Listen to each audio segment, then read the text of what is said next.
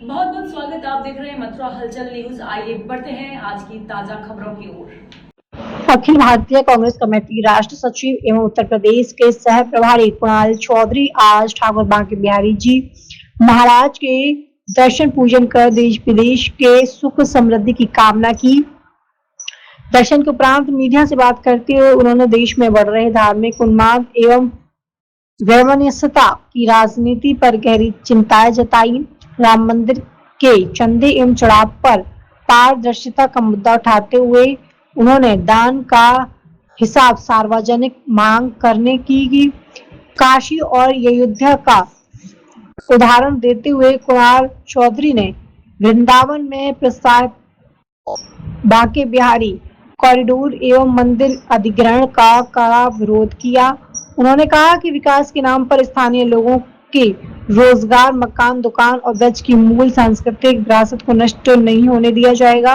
कांग्रेस ब्रजवासियों की भावनाओं की कीमत पर होने वाले किसी भी विकास के पक्ष में नहीं है। करके प्रदेश की, देश की उन्नति और तरक्की के लिए, और बिहारी जी का जो भाव है कि राधे राधे का जो भाव है, जो प्रेम का भाव, लोगों के साथ लेने का भाव, और किस तरीके से भगवान कृष्ण ने अपने जीवन को जिया, हम सब लोगों ने आज दर्शन करे, कामना करी कि उनके उसके भाव को जीवन में रखें। और जिस तरीके से हर परिस्थितियों के अंदर कहीं ना कहीं कृष्ण जी ने राधे राधे तो यहाँ पे पूरे विश्व का कल्याण के लिए काम किया।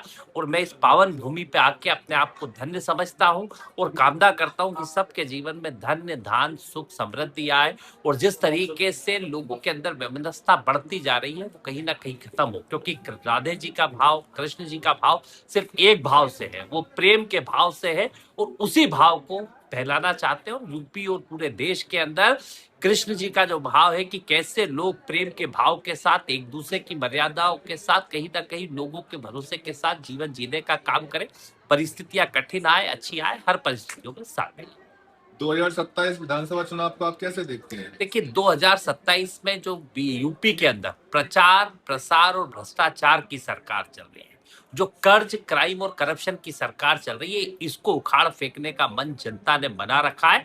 सीधे तौर पे इस देश के नेता माननीय राहुल गांधी जी के नेतृत्व में इस देश के नौजवान, किसान, हर वो वर्ग जो शोषित, वंचित, पीड़ित है, जिसे कहीं ना कहीं सत्ता की जरूरत है, आज वो राहुल गांधी जी की ओर देख रहा है कि कैसे इस प्रदेश के विकास के लिए, इस प्रदेश के लोगों के लिए, रोजगार के लिए, किसानों को फसलों के दाम के लिए, हर वर्ग जो प्रताड़ित है वो कहीं ना कहीं सरकार को उखाड़ फेंकना चाहता है। और तय मानिए कि 2027 के अंदर ऐतिहासिक रूप से कहीं ना कहीं कांग्रेस की विचारधारा के साथ सभी लोग आएंगे और कांग्रेस के साथ चल के 2027 में सरकार बनाएंगे। अयोध्या हुई हमारी है, अब मथुरा की बारी है। ये बार बार भाजपा के नेताओं द्वारा स्टेटमेंट दिया जाता है, इसको कैसे देखते हैं? देखिए, मुझे लगता है कि किस तरीके का ये बयान देते हैं। मेरा निवेदन है कि आप राम को मानो तो राम की मानना सीखो, आप कृष्ण को मानो तो कृष्ण की मानना सीखो।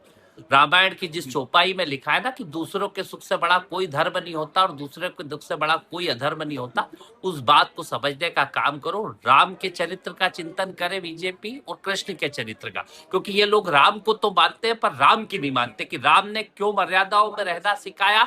और राजा राम की लड़ाई, जो वनवासी राम जिन्हें हम जानते, क्यों सबरी के झूठे बेर खाए, क्यों केवट को गले लगाया। और राम की लड़ाई किसी जाति, किसी धर्म से नहीं थी। राम जी की लड़ाई थी तो प्रकांड, विद्वान। और कहीं ना कहीं जब राम जी से कौशल्या जी ने पूछा कि आप रावण को मार के आए हो, तो उन्होंने कहा कि रावण महाप्रतापी, महाबलशाली और विद्वान और कहीं ना कहीं प्रकांड पंडित रावण को मैंने नहीं मारा, मैंने मारा। तो एक बात याद रखे, अहंकार रावण का नहीं चला है, कंस का नहीं चला है, और ये राम की और कृष्ण की धरती है। तो यहाँ किसी और का अहंकार नहीं चल सकता। और कहीं ना कहीं अगर वैमनस्यता फैलाने की कोशिश करी तो ये वो जगह है जहां से वो उन लोगों का विनाश हुआ है जिन्होंने कहीं ना कहीं अहंकार को पाला है। तो ये अहंकार पालना बंद करें। राम हमें लेके आए हैं, हम उस बात को मानते हैं। राम ने हमें मर्यादाएं सिखाई है, कृष्ण ने हमें लीलाएं सिखाई है, हम उस भाव को, और राम और कृष्ण के भाव को, प्रेम के भाव के साथ रहते हैं। तो ना तो अयोध्या किसी का है, ना मथुरा किसी का है, ये तो राम और यहाँ पे कृष्ण जी का है। और उसी भाव के साथ हम जीवन में जीते, यहाँ पे दर्शन करने आए। और अगर कोई अहंकार करेगा तो याद रखे, कंस और रावण का क्या हुआ, वही अहंकार उनका भी। विधानसभा में योगी सरकार बांके बिहारी मंदिर के अधिग्रहण और कॉरिडोर का विधेयक लेके आई है, इसको कैसे देखते हैं आप? देखिए, जिस तरीके से पूर्व मैं अभी काशी भी गया था, जिस तरीके से वहां पे मंदिरों के ऊपर करा गया और जितने मंदिर तोड़े गए और जो पुरातत्व की जगह, ये काशी हुआ, मथुरा हुआ, यहाँ पे कॉरिडोर हुए, तो ये जो जगह है पुरातत्व की, वो जगह है कि यहाँ पे इस पुरातत्व को लोग आते हैं और यहाँ पे उनकी आस्था बसती है और आस्था को उजाड़ के कहीं ना कहीं ये पर्यटक स्थल नहीं है, ये आस्था के केंद्र है, हमारे भरोसे के केंद्र, और कहीं ना कहीं इन जगहों से लोगों को ऊर्जा मिलती है।